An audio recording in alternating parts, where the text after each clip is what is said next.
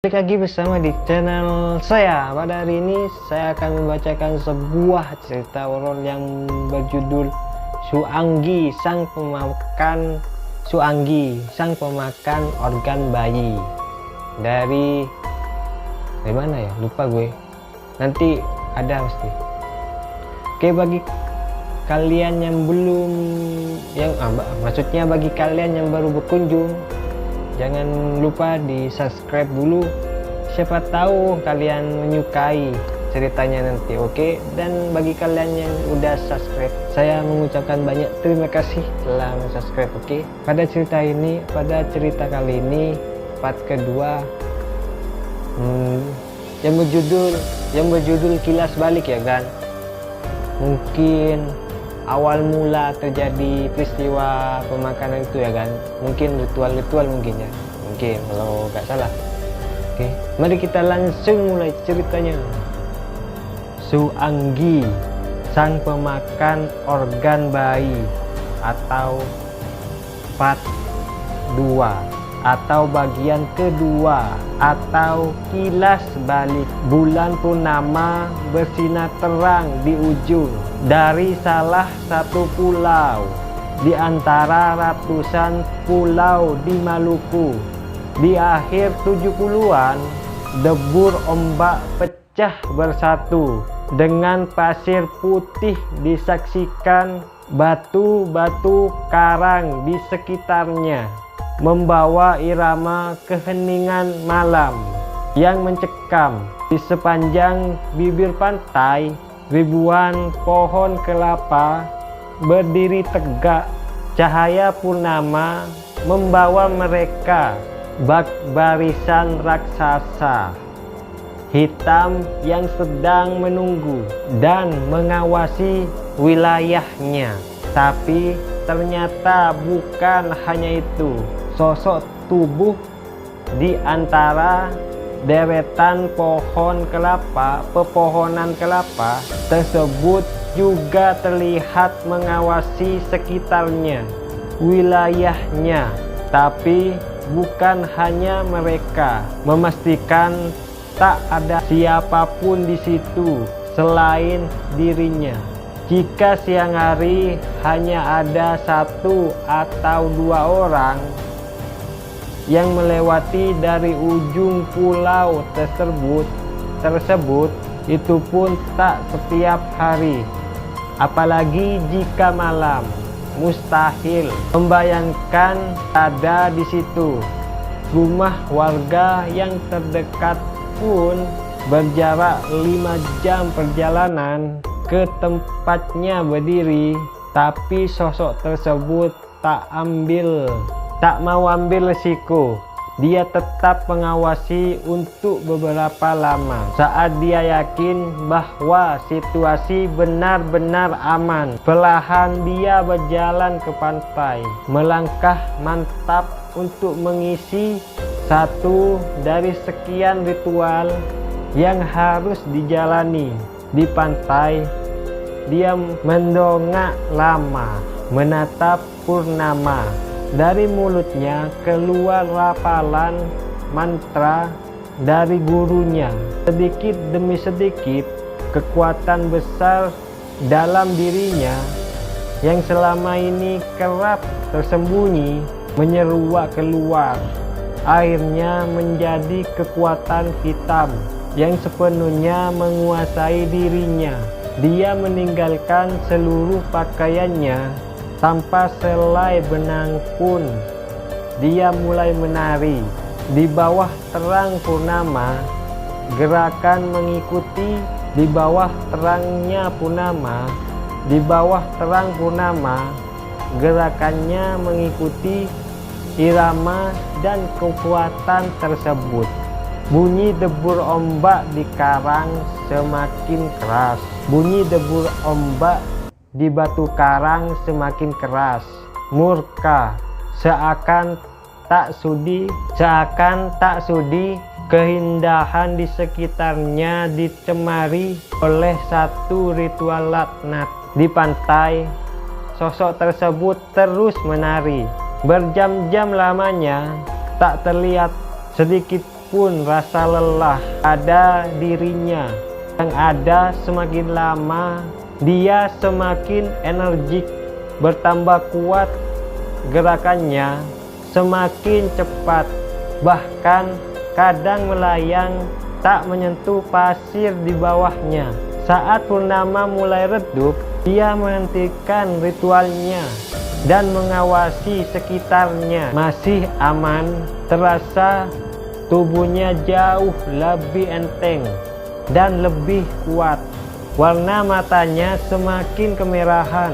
Sesaat dia teringat pada salah satu kampung di sekitar. Orang wanita di kampung tersebut belum genap seminggu melahirkan.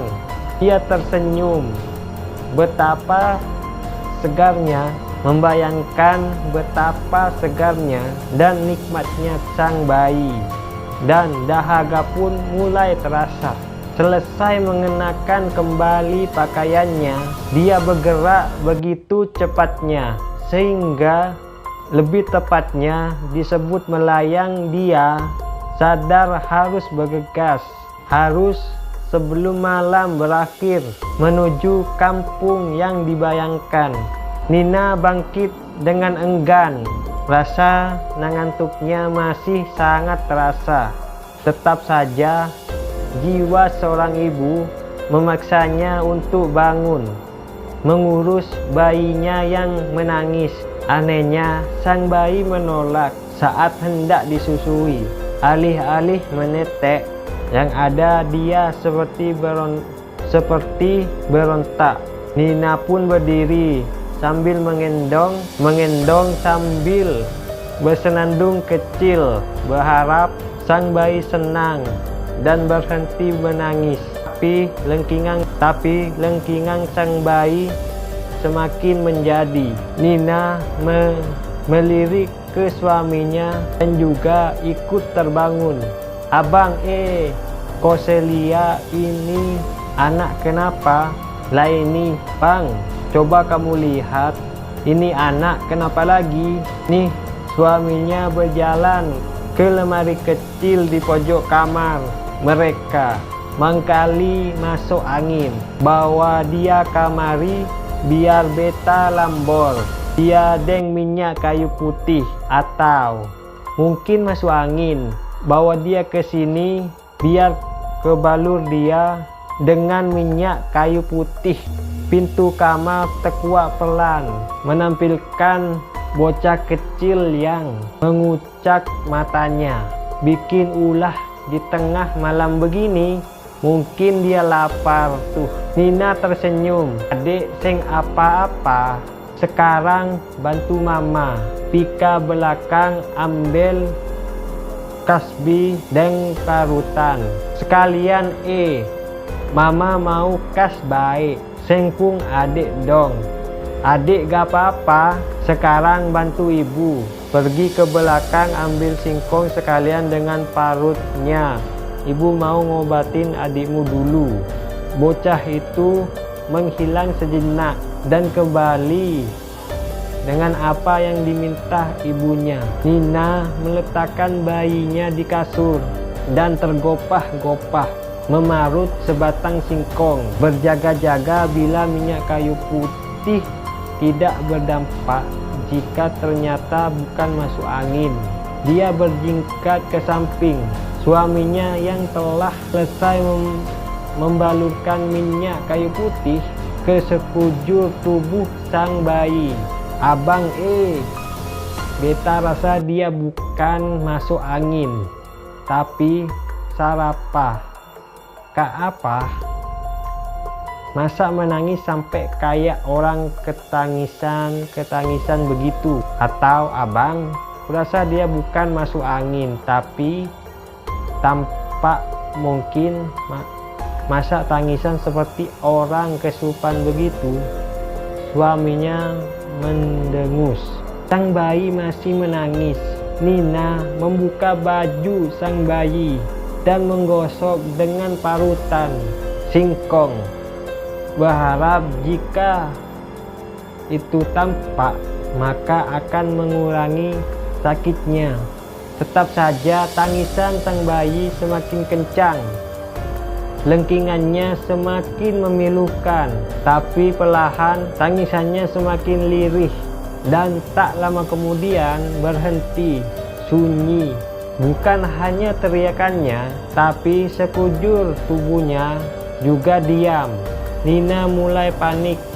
Dia menangis sambil mengguncang-guncangkan tubuh sang bayi. Sang bayi hanya diam, dingin. Suaminya jatuh terduduk lunglai dengan wajah terpanah, tak percaya dengan apa yang terjadi di hadapannya. Nina menjerit sekencang-kencangnya. Jeritan merana hancurnya hati seorang ibu.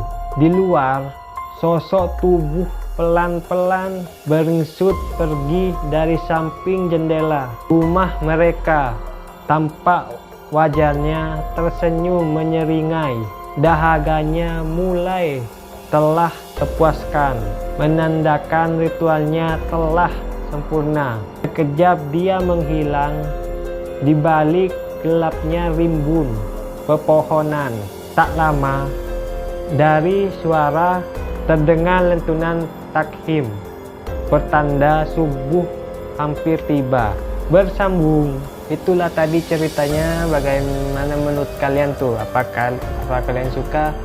Kalau kalian suka jangan lupa di like, oke? Dan kalau kalian punya saran atau ada yang salah-salah kata, jangan lupa komen di bawah, oke? Bye bro.